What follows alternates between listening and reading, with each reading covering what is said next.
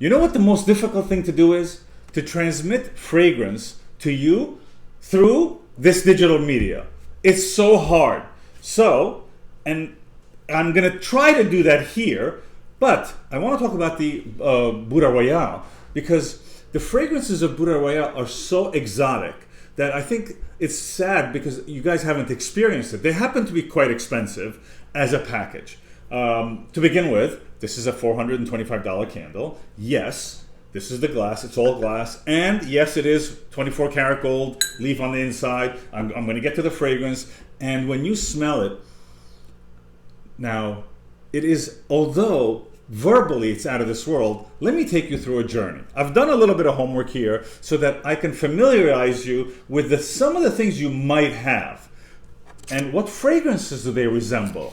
So if anyone has ever worn the Baccarat Rouge from Maison Francis Kurkdjian, I think you know this one. It's a $300 fragrance. There's a lot of similarities to it. There's a lot of similarities to it because the following couple of fragrances that you might be familiar to, which if you're familiar with this is what you're going to be smelling throughout. Number one, this fragrance is long-lasting, super powerful. When somebody walks into your house, for sure you're going to get a lot of compliments. But if you know this one, you've had those already. So Maison Kurkdjian is one that is like a note of familiarity, a brand that's familiar to the Baccarat Rouge. Then there is For Her by Burberry. I think if you have this bottle at home, just so you know, these two happen to be similar in fragrances, this is similar in tonalities, okay? And then there is the Manchera, the Instant Crush. Same similarities. So again, I'm trying to give you references as to what fragrance you might have at home that might be in this genre, in the fine fragrance category.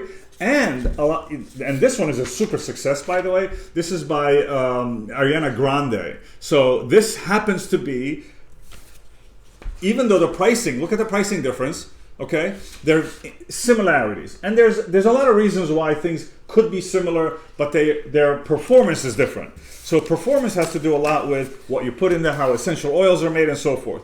The potency of this is on redlining. Happens to be red, of course. So, what are the fragrances? All of them, by the way, have these 4 fragrances in them as major notes. It has jasmine, saffron, cedarwood, and ambergris. I think jasmine, so I've done, look here, this is how I've done it for you. It is, and in the highlights I've put it in, so you know that jasmine is sensually rich and sweet. Jasmine smells familiar to exotic white flowers.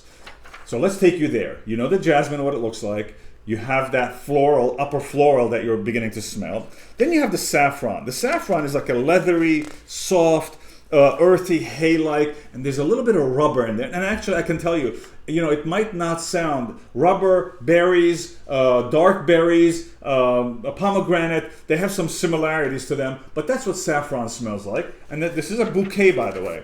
And in the world of fragrance, one micro drop makes a difference as to what the final product smells like. So when a perfumer makes it, the combinations could be very different.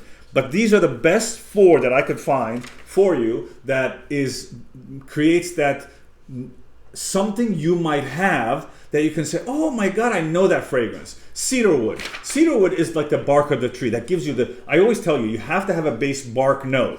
And the last thing is ambergris. It's like, ambergris you find it in the ocean. It's a clump of things like this, and it says it's a marine fecal matter. It's like, but that's what it is. The muskiness of look, read this. It says ambergris is a marine fecal odor. You might think that that's terrible, but 90% of fragrances have musk in them. Musk is BO. It could be deer BO, it could be anything.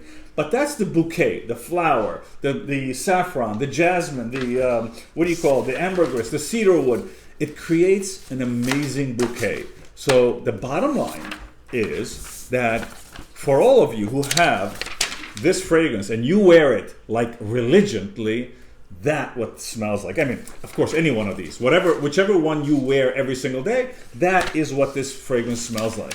So for the purpose of a reference, for the purpose of reference, that is the fragrance note bouquet of the Buddha Royale, and this is called the Elizabeth II.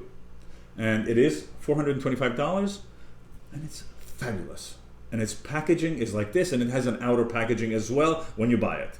And that's it, folks. Love you guys. Oh, shh!